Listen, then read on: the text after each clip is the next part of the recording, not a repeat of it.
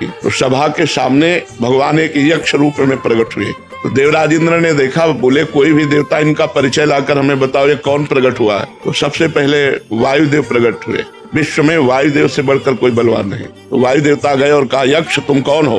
तो उनका, हम तो अपना परिचय बाद में बताएंगे, पहले आप बताएं आप कौन है। बोले मैं पवन हूँ, वायु। क्या है आप में क्षमता? तो उनका क्षमता ऐसी कि मैं पूरे त्रिभुवन को तिनके के समान उड़ा सकता हूँ। तो एक तिनका प्रकट किया और कहा उड़ा के दिखाओ।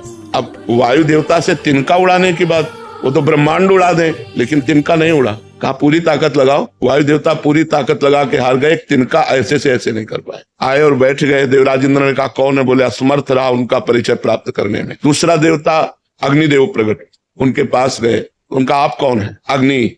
बोले आपकी सामर्थ? बोले त्रिभुवन को उपले की तरह जलाकर भस्म कर सकता हूँ। तो उसी तिनके को कहा तुम भस्म करके दिखाओ। तिनके की तरफ देखा, कुछ नहीं हुआ। पूरा पावर लगा दिया, कुछ नहीं हुआ। अग्नि देवता वापस जाकर बैठ गए और कहा मैं असमर्थ रहा। तब स्वयं देवराज इंद्र उठे, जे भी गए सो यक्ष अंतर ध्यान हो गए। यक्ष की जगह पर दुर्गा देवी प्रकट हुई और उनका, देवराज इंद्र तू इतना घमंडी है कि तू भगवान से बात करने का भी अधिकारी नहीं है। इसलिए भगवान अंतर ध्यान हो गए। वो यक्ष रूप में भगवान थे। तो इतना समझ ले, तेरे वायु देवता में इतनी सामर्थ्य नहीं कि तिनका उड़ा सके, अग्नि देवता में इतनी सामर्थ्य नहीं कि तिनके को भस्म कर सके। सब भगवान की सामर्थ्य से युक्त हो।